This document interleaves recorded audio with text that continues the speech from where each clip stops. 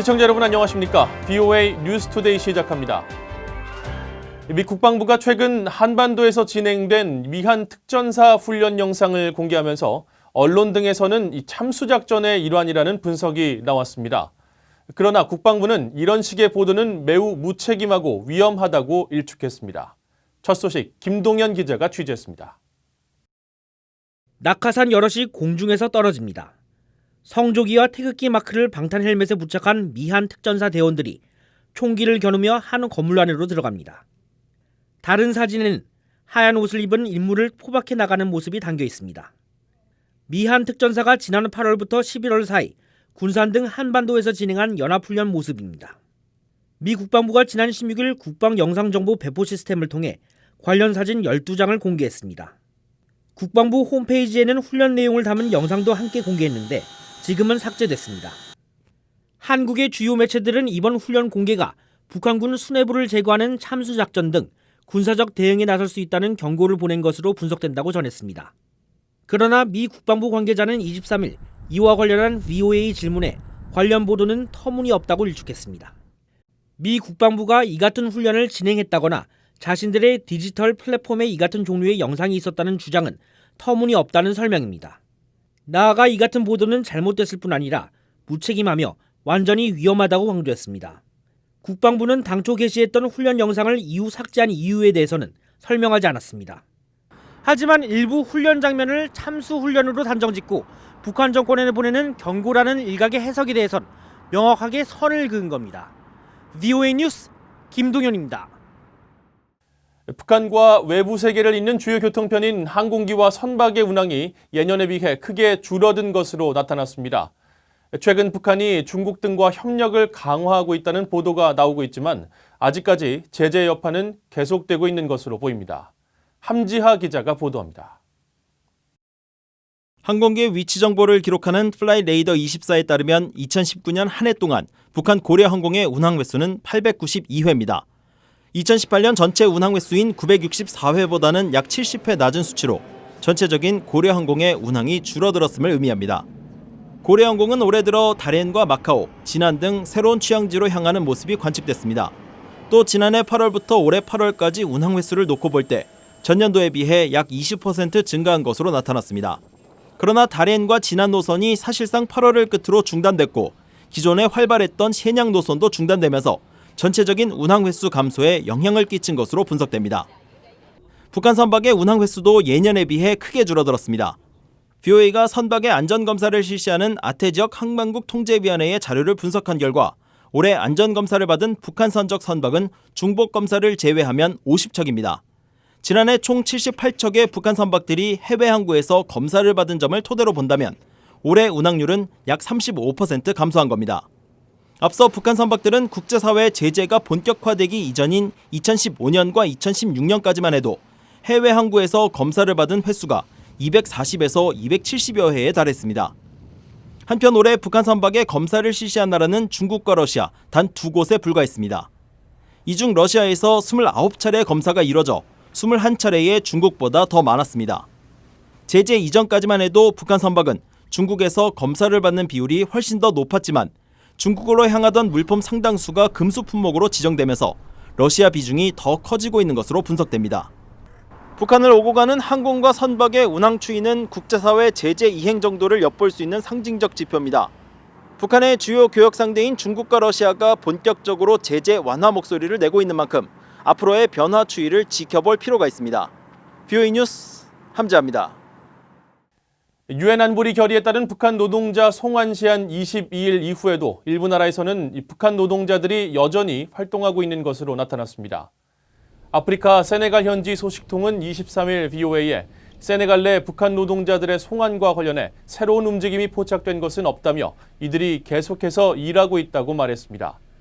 일본 NHK 방송은 이날 러시아 블라디보스토크에서 고려항공편으로 북한 노동자들로 추정되는 인원 30여 명이 입국하는 모습이 확인됐다고 보도했습니다. 니케이 신문도 이날 시한을 넘긴 채 영업을 이어가고 있는 베이징 내 한 북한 식당의 직원이 귀국 시기는 정해져 있지 않다고 밝혔다고 전했습니다. 시진핑 중국 국가주석과 아베 신조 일본 총리가 23일 정상회담을 하고 한반도 비핵화와 북한 문제 등을 논의한 것으로 알려졌습니다. 한중일 정상회담 참석차 중국을 방문 중인 아베 총리는 23일 베이징에서 시 주석과 회담을 통해 한반도의 완전한 비핵화를 위한 양국 간 협력과 대북 유엔 안보리 결의의 완전한 이행의 중요성에 대해 인식을 같이 했다고 일본 언론들이 전했습니다. 또 이번 회담에서 시 주석은 아베 총리에게 중국과 러시아가 제안하고 있는 대북 제재 완화에 대한 지지를 촉구했으며 아베 총리는 북한의 일본인 납치 문제 조기 해결에 대한 지지를 시 주석에게 요청한 것으로 전해졌습니다.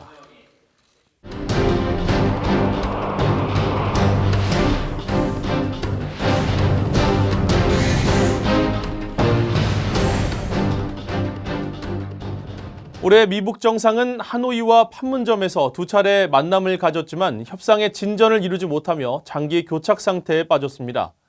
이런 가운데 한반도에서 머지않아 2017년과 같은 위기 사태가 재발할 수 있다는 우려도 나오고 있습니다.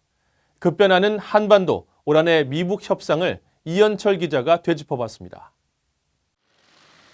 역사적인 싱가포르 정상회담에도 불구하고 교착 상태에서 새해를 시작한 2019년.